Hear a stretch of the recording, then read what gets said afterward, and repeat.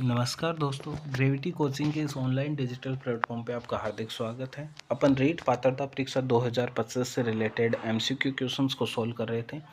अपन ने पीछे के दो लेक्चर्स में बुद्धि से रिलेटेड 30 क्वेश्चन सॉल्व किए थे। आज उससे आगे के क्वेश्चनों के साथ मैं आप सबके सामने उपस्थित हूँ। तो अपना 31 नंबर का क्वेश्चन है कि जड़ बालकों की बुद्धि लब्धि कितनी होती है। जड़ जो महामूर्ख होते हैं उन बालकों की बुद्धि लब्धि कितनी होती है, तो उनकी बुद्धि लब्धि 25 से कम होती है। कितनी होगी बुद्धि लब्धि? 25 से कम। देखो, एक 16 वर्षीय किशोर की मानसिक आयु 15 वर्ष है, तो वह किस श्रेणी में आएगा? फॉर्मूला बता रखा है आपको, मानसिक आयु बट्टा वास्तविक आयु गुणा 100 निकालेंगे तो उसकी बुद्धि लब्धि आएगी औसत में। किस श्रेणी में आएगी?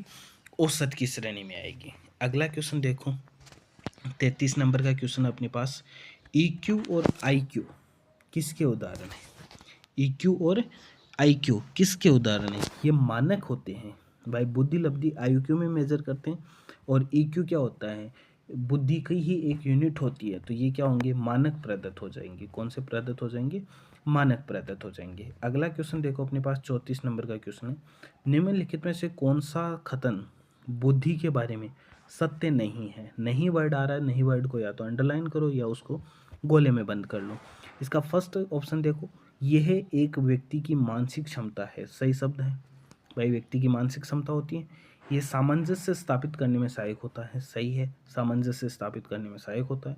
ये व्यवहार की गुणवत्ता से आंकी जाती है। सही बात है। यह स्थायी और अपरिवर्तनशील नहीं, ये परिवर्तनशील विशेषता होती है। तो इसका राइट आंसर हो जाएगा डी नंबर, ये स्थायी और अपरिवर्तनशील विशेषता है। प्राय बालकों की बुद्धि का मापन किया जाता है। भाई, बालकों की जो बुद्धि होती है उसका मापन किससे किया जाता है? तो उसका मापन अवाचिक समूह बुद्धि परीक्षणों से किया जाता है। कौन से बुद्धि परीक्षणों से होगा? अवाचिक समूह बुद्धि परीक्षणों से होगा। अगला क्वेश्चन देखो, 36 नंबर का क्वेश्चन अपने पास, निम्नलिखित में से कौन सा बुद्धि परीक्षण के दुरुपयोग का संकेत देता है? बुद्धि परीक्षण के दुरुपयोग का संकेत देता है। उन्नति के लिए मापन में सहायक होते हैं, यह तो दुरुपयोग नहीं सदुपयोग होता है।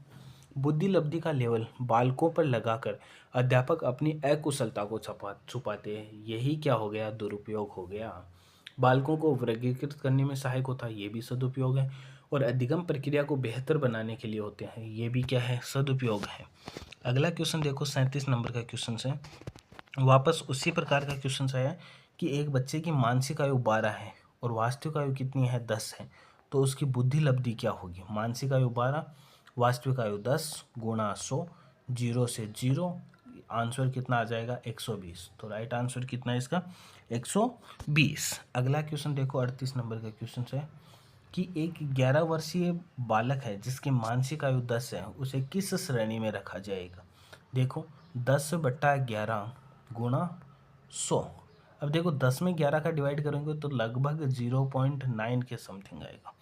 कितना आएगा? 0.9 के समथिंग। उसको 100 से मल्टीप्लाई करोगे तो कितना आएगा? लगभग 90 आएगा। और लगभग 90 किस में आता है? औसत बुद्धि में। 90 किस में आएगा?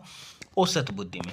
अगला क्वेश्चन देखो, 39 नंबर का क्वेश्चन है कि 0 से 25 तक बुद्धि लब्धि को क्या कहते हैं? जो 0 से 25 तक बुद्धि लब्धि है तो उनको क्या बोलते हैं? जड़ बुद्धि वाले बालक बोलते हैं। 25 से कम बुद्धि लब्धि वाले बालकों को क्या बोला था अपन ने?